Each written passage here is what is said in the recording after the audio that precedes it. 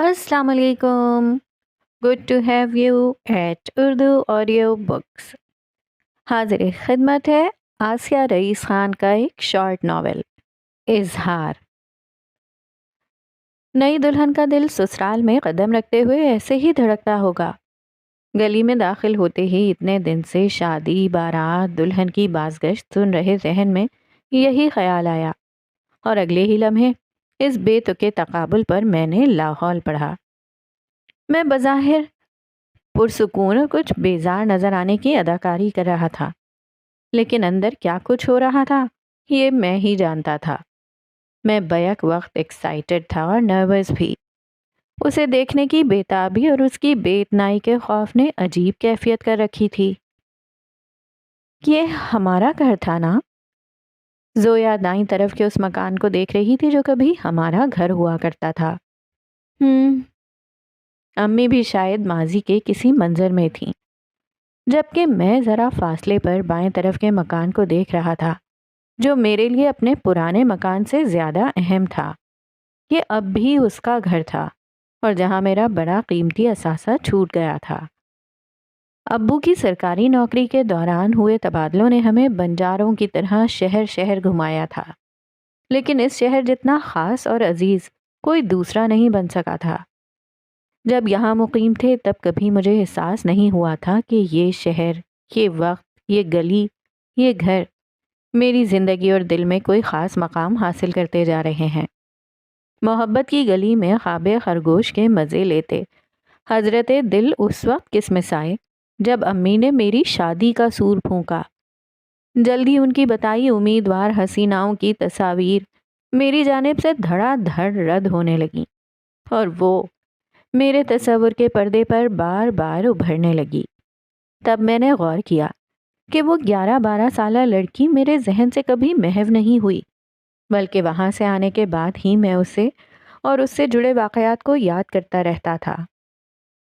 مجھے خود یہ تسلیم کرنے میں بڑا وقت لگ گیا کہ اس کی یاد کا ہمیشہ ساتھ ہونا میرے دل سے جڑا ہے. خود سے اپنی خواہش اور چاہت کا اعتراف کرنے کے بعد بھی میں امی کے سامنے اس کا نام لیتے ہوئے جانے کیوں جھجک رہا تھا. ایک تو اس کا مزاج، اور دوسرے یہ کہ زویا اور اس کی اتنی گہری دوستی ہونے کے باوجود زویا کو کیوں خیال نہ آیا کہ اسے ہی بھابھی بنا لیا جائے. لڑکیاں تو اکثر ایسا کرتی ہیں. مجھے اپنی عزت اور انا عزیز تھی. میں امی سے کہوں اور وہ اطلاع دیں کہ میں نے بات کی تھی اقرا کے لیے، لیکن اقرا نے انکار کر دیا، یا یہ کہ وہ پہلے ہی انگیج ہے، یا زویا سہیلی کا راز کھولے کہ وہ کسی اور میں انٹرسٹڈ ہے. یہ سب خجل خوار ہونے والے امکانات تھے. میرے خیال کی اس بہتی رو میں دروازہ کھول کر باہر نکلے اسد نے خلل ڈالا. ہمیں دیکھتے ہی اس نے پیچھے مڑ کر آواز لگائی، افضل چچا کی فیملی آ گئی.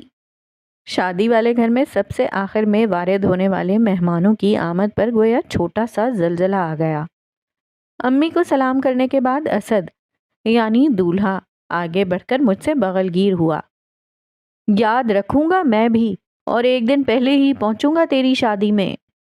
میری مجبوری تو جانتا ہے یار، اس کی بات پر میں نے ہنستے ہوئے کہا. لیکن یہ ہنسی اس خیال پر آئی تھی کہ میری شادی اگر عین خواہش کے مطابق ہوئی تو اسد کی دھمکی اور ارادہ اسے یاد دلاتے مزہ آئے گا.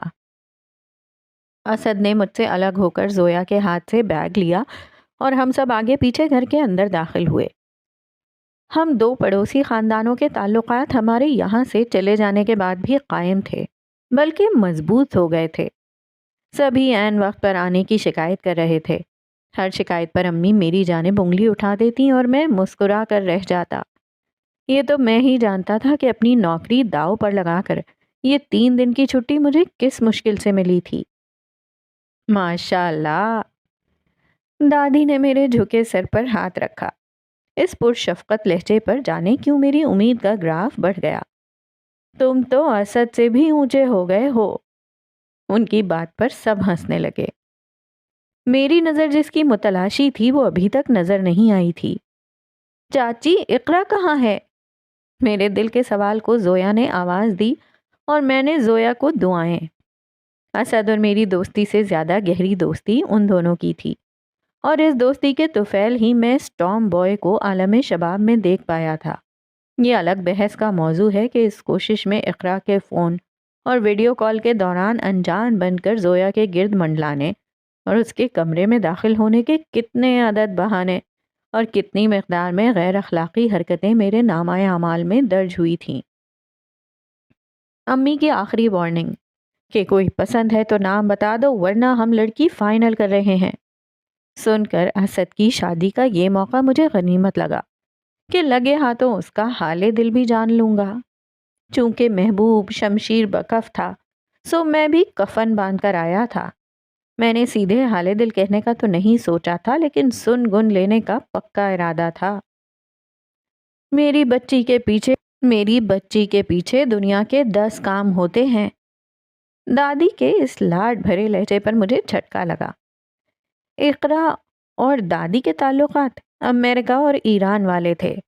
دادی کی پابندیاں دھمکیاں اسے اپنے موقف سے ہٹانے میں ناکام ثابت ہوتی تھیں۔ اس میں لڑکیوں والی کوئی نزاکت یا خوبی نہیں تھی۔ دن بھر سائیکل چلانا، کھیلنا جبکہ منہ پھٹ اور ڈھیٹ ہونا اضافی خوبیاں تھیں۔ دادی کو اس کی ہر بات پر اعتراض ہوتا تھا۔ آہستہ چلا کرو لڑکی، دادی کہتی۔ ہاں تاکہ وقت برباد ہو، وہ تنک کر جواب دیتی۔ دوپٹہ کمر کے گرد لپیٹنے کے لیے نہیں ہوتا ہے، دادی کا ایک اور اعتراض۔ جانتی ہوں، میں اسے پسینہ پوچھنے کے لیے ساتھ رکھتی ہوں، اور دادی مارنے کے لیے کچھ ڈھونڈنے لگتی۔ دادی اسے لڑکی بنانا چاہتی تھیں لیکن وہ ذرا جو سن لے ماننا تو دور۔ وہ 3 بھائیوں کی سب سے چھوٹی اور لاڈلی بہن تھی۔ دادی کے علاوہ کوئی اور اس کے ساتھ ڈانٹ ڈپٹ نہیں کرتا تھا۔ امی اور زویا اسد کے بھائیوں کی شادی میں شریک ہوئی تھی لیکن مجھے کسی نے چلنے کو کہا ہی نہیں۔ ہمارے یہاں یہ عام رائے ہے کہ انجینئرنگ اور میڈیسن پڑھنے والے پڑھاکو بچے ان سب سے دور رہتے ہیں۔ میں خود سے کیا کہتا، کچھ ابو محترم سے بھی ڈر لگتا تھا کہ خدا نہ خواستہ رزلٹ خراب آیا تو ساری عمر تانا دیں گے اور اٹینڈ کرو شادیاں۔ اب تو خیر سے نوکری پیشہ تھا، اسد کی شادی تھی اس لیے شرکت لازم تھی۔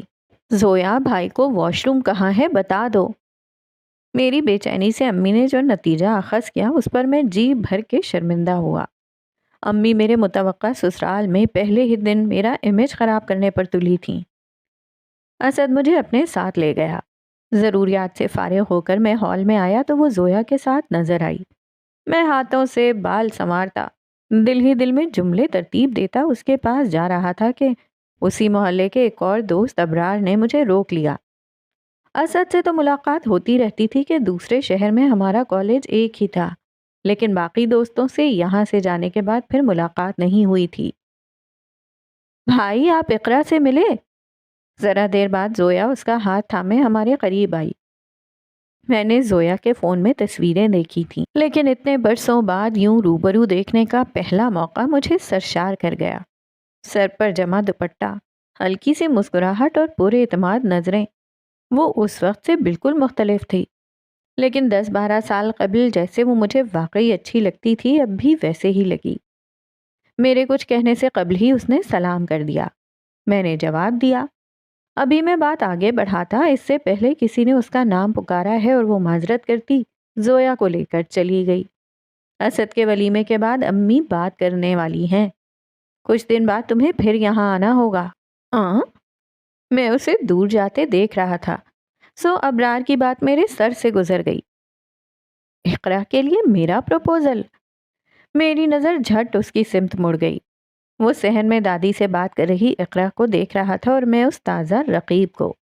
اس کے منہ پر گھونسا رسید کرنے کی خواہش شدید تھی، اپنی کاہلی اور سستی پر اپنا سر پیٹنے کی ضرورت۔ اندازہ مشکل تھا۔ ہم نے دیر کر دی، دل نے بسور کر منہ لٹکایا اور ڈبڈبائی آنکھوں والی خواہش کا شانہ تھپتھپایا۔ میرا سارا جوش جھاگ کی طرح بیٹھ گیا۔ کیا ستم ظریفی تھی کہ میں ہارا بھی تو کس سے؟ ابرار وہ مصروف بچہ تھا جس کا منہ ہمیشہ اشیاء خورد و نوش سے بھرا رہتا اور ہاتھ میں ماں کا آنچل دبا ہوتا۔ ہمارے ساتھ کھیل کے میدان میں بھیجنے کے لیے اس کی امی کبھی صوتی تشدد استعمال کرتی تو کبھی رشوت کام و دہن۔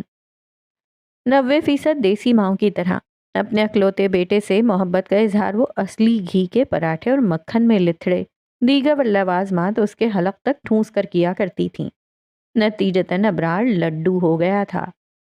قوت سماعت کا صوتی تشدد سہنے سے انکار اور مزید غذا کا لالچ اسے میدان تک لے تو آتا، لیکن وہاں بھی وہ آڈینس ہی ہوتا، کوک اور chips ٹونگتی audience.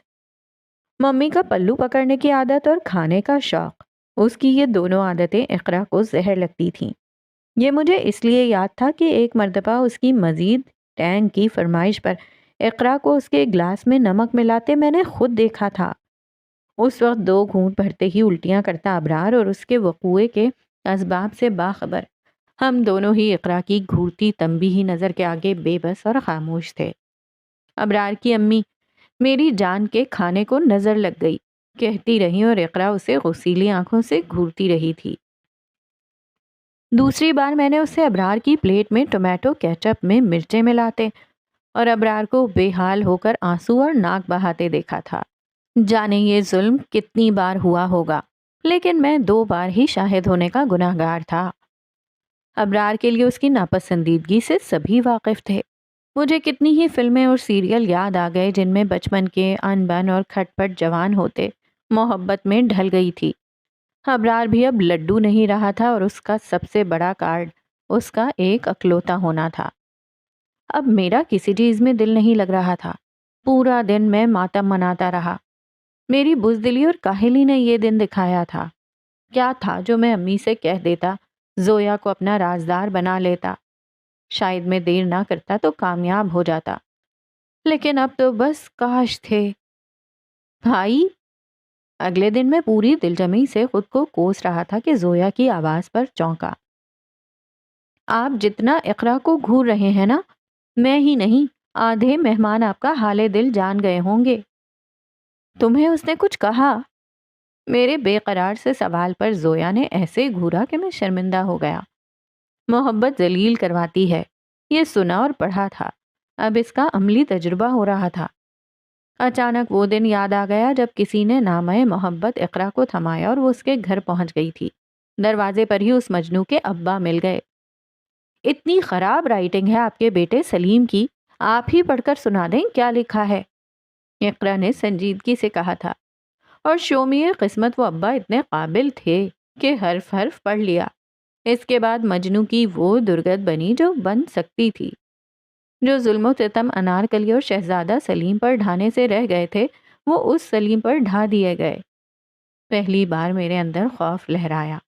Iqra be be نے میری نظروں کا مفہوم امی سے پوچھ لیا تو سوری، میرا دل تائب ہونے کو تیار نہ تھا، پھر بھی میں نے زویا سے کہا، وہ آپ کو پہلے سے پسند ہے یا اب دیکھ کر آپ کو کچھ کچھ ہو رہا ہے؟ اس کا سوال ہی نہیں، نظریں بھی تفتیشی تھیں۔ یہ جان کر کیا کرو گی؟ اب کچھ نہیں ہو سکتا۔ اب کچھ کیوں نہیں ہو سکتا؟ ابرار یاد ہے تمہیں؟ اس کی امی جلدی پروپوزل دینے والی ہیں۔ ابرار، وہ آپ کے دوست جو اقرا کے دور کے کزن بھی ہیں؟ میں نے سر ہلانے پر اکتفا کیا۔ میں موقع دیکھ کر امی سے بات کرتی ہوں، آپ ذرا نظر قابو میں رکھیں۔ زویا کو مجھ پر ترس آ گیا۔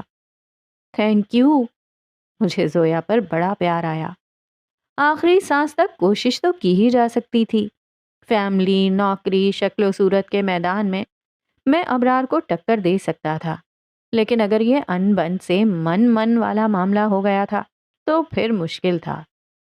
جانے کیوں مجھے یہی ڈر لگ رہا تھا، اتنی ہمت یوں ہی نہیں ہوئی ہوگی ابرار کی، دوسری طرف سے حوصلہ پا کر ہی وہ پروپوزل تک پہنچا ہوگا۔ وہ واقعی مصروف تھی، سب اسے آوازیں لگاتے اور وہ یہاں وہاں دوڑتی پھرتی۔ مجھے پھر اس سے بات کرنے کا موقع نہیں ملا۔ زویا کی تنبیہ کے بعد بھی میری نگاہیں میرے بس میں نہیں تھیں۔ اس خدشے نے کہ شاید اس کے بعد میں اسے کبھی دیکھ نہیں سکوں گا، مجھے اسے جی بھر کے دیکھ لینے پر مجبور کر دیا تھا۔ بارات نکلنے سے پہلے چائے کا دور چل رہا تھا۔ سبھی مہمان تیار ہو کر صحن میں ہی بیٹھے تھے۔ اقرا سب سے آخر میں اسد اور ہمیں چائے دینے آئی۔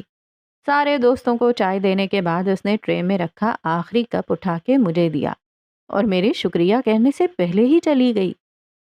ظاہر ہے وہ کیوں یوں گھورے جانا برداشت کرتی۔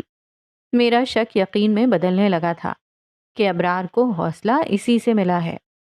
بے دلی سے چائے کا گھونٹ لیتے ہی میں نے سامنے دیکھا، وہ زویا کے پیچھے سے جھانکتی مجھے ہی دیکھ رہی تھی۔ مجھ سے نظر ملتے ہی فوراً اس کے پیچھے چھپ گئی۔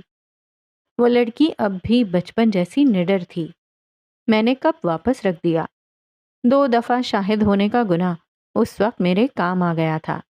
مجھے اس کی ملاوٹ کے معنی پتہ جو تھے، سو اس کے چھپ جانے کے بعد بھی میں پورے استحقاق سے اس سمت دیکھ رہا تھا۔ کپ میں چائے ایک گھونٹ ہی تھی، باقی کپ چینی سے بھرا تھا۔ تو یہ تھی بڑی لائٹ موڈ سی، بڑی مزیدار سی سٹوری۔ لیکن کیا آپ کو پتہ چلا کہ کپ میں چینی کیوں تھی؟ اگر نہیں پتہ چلا تو جناب پیچھے جائیے اور چیک کیجئے کہ ابرار جس سے وہ غصہ ہوتی تھی اور پسند نہیں کرتی تھی، تو کیا اس کے کپ میں چینی ہوتی تھی یا نمک؟ یہ تو چیک کرنا ہی پڑے گا۔ یاد ہے آپ کو وہ ٹینگ والا واقعہ؟ ٹینگ میں کیا ہونا چاہیے تھا، چینی یا نمک؟ تو پھر اگر آپ کو سمجھ نہیں آیا ہے تو پھر سے ایک دفعہ اور سنیے اس مزیدار سی شارٹ سٹوری کو۔ اللہ حافظ۔